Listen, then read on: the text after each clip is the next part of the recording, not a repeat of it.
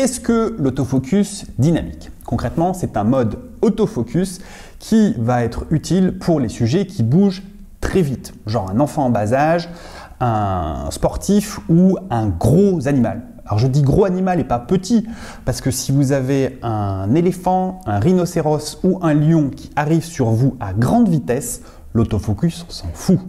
Courez, juste courez, vite. Il est relativement difficile de faire la mise au point sur un sujet qui bouge. Soit que vous n'aurez pas eu le temps de faire la mise au point, soit que vous aurez eu le temps de faire la mise au point, mais que entre le moment où vous allez faire la mise au point et le moment où vous allez déclencher, même si ce temps est relativement court, votre sujet aura bougé. Alors aujourd'hui, on ne va pas parler de la mise au point manuelle, on va parler uniquement de l'autofocus et principalement de l'autofocus dynamique. Si vous voulez des précisions sur la mise au point manuelle, je vous invite à suivre la vidéo qui se trouve dans ma petite série de vidéos sur mon site, je vous mets le lien ici et dans la description de la vidéo. Le principe de l'autofocus dynamique est de suivre le sujet, c'est-à-dire que vous allez faire la mise au point, l'autofocus va accrocher le sujet et il ne va pas se contenter de laisser la zone de netteté à une certaine distance par rapport à l'appareil photo. Il va considérer que ce qu'il faut faire, c'est suivre le sujet. Donc il accroche le sujet et si le sujet se déplace, il va décaler la mise au point pour pouvoir suivre le sujet. Du coup, vous avez une mise au point qui va s'adapter en fonction de la distance à laquelle le sujet se trouve par rapport à votre appareil photo. Alors c'est un autofocus qui est intéressant si vous avez un sujet qui se déplace dans la profondeur. C'est-à-dire qu'étant donné que vous faites la mise au point sur un plan, si le sujet se déplace de manière latérale, vous n'avez pas forcément besoin d'un autofocus dynamique. Même si le sujet se déplace très vite. S'il se déplace très vite mais de manière latérale, il reste globalement toujours à la même distance de votre appareil photo. Donc vous n'aurez pas de problème de mise au point. Là où ça va vraiment poser un problème, c'est quand le sujet se déplace en profondeur, c'est-à-dire quand il se rapproche ou quand il s'éloigne de l'appareil photo. Là pour le coup, il faut que l'autofocus s'adapte en permanence.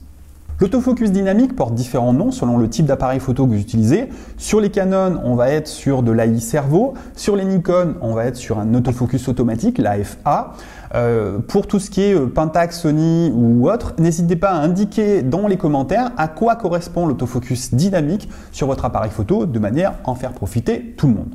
Alors pour terminer, l'autofocus dynamique fonctionne plutôt bien à partir du moment où vous avez un couple boîtier-objectif qui est relativement performant et où il va être capable de suivre rapidement le sujet. Sinon, il va y avoir un décalage permanent entre la mise au point et le sujet qui va se déplacer trop vite par rapport au dynamisme de l'autofocus et vous risquez d'avoir toujours un temps de retard ou un temps d'avance sur votre sujet et donc d'avoir un sujet qui restera flou. Si vous souhaitez aller plus loin, je vous invite à rejoindre ma formation Sortez du mode auto. Il y a plus de 200 vidéos, le groupe de coaching privé, enfin il y a plein de choses.